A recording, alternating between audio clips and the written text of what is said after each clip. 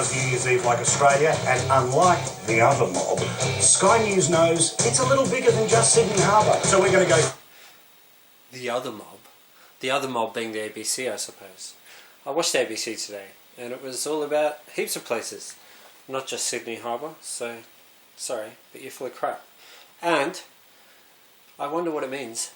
Riley finding the penny in the pond, and then Owen tells him it's an unlucky penny because Owen is jealous of Riley finding the penny in the first place. And Riley never would have even thought about it, possibly even being an unlucky penny, except Owen told him.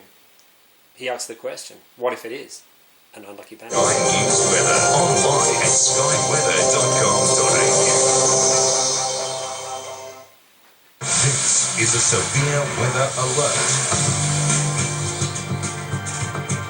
Good afternoon. Thanks so much for joining us here at Sky News Weather on the last day of 2018. A number of thunderstorms are moving across the New South Wales region.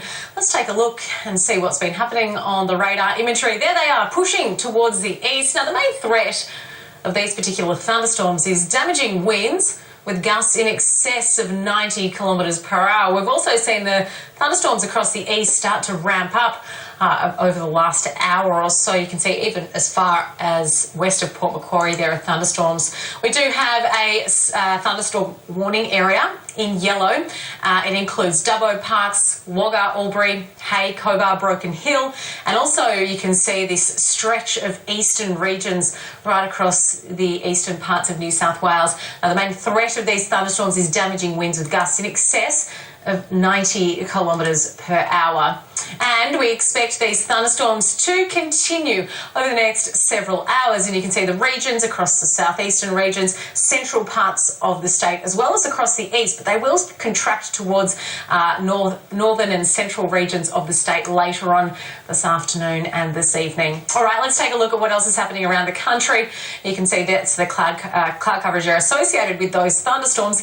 And across the north, we have some very thick cloud, and that's with a tropical low pressure system that is sitting in the northern regions of the country. Now, we've also got an onshore wind flow, and we've got a continuation of shower activity. Cooktown's seen about 20 millimetres of rain since 9 a.m, but you can see it's staying away from Cairns for the meantime. Further north, we're also seeing some good rainfall. Now, in terms of those rainfall totals, Lockhart River, 7.2 millimetres, that's since 9 a.m. today. Cooktown, you've picked up 20.8 millimetres, and Innisfail, 0.2.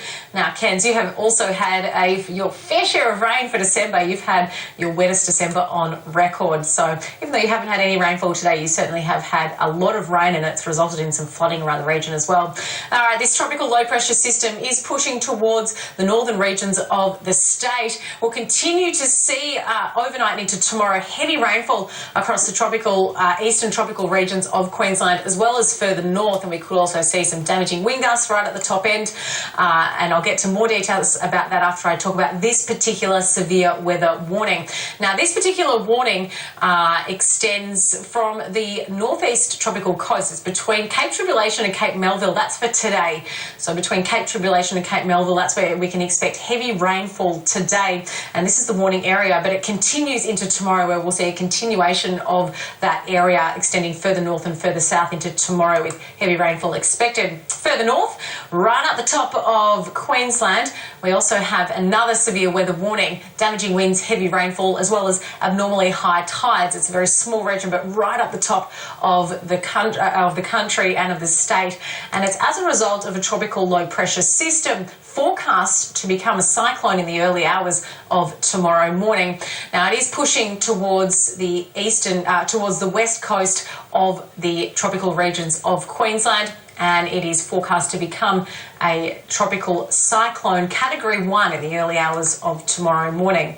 As a result, there is a flood watch in place for the catchments north of Cardwell, and it includes the Cape York Peninsula, as well as a moderate flood warning out for the Tully River and the Daintree River there. If you do need assistance with storm damage, contact the SES. Their number is 132 500. In an emergency, of course, dial 000.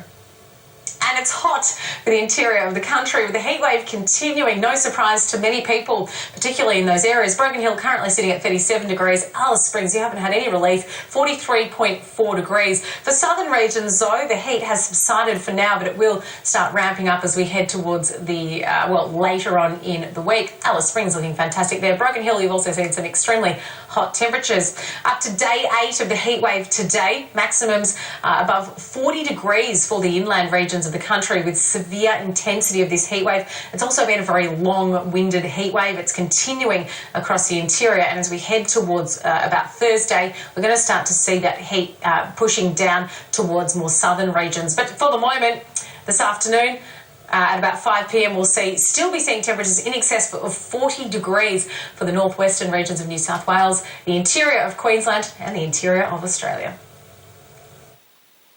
And Riley didn't know if the penny was lucky or unlucky, but he decided to keep it anyway.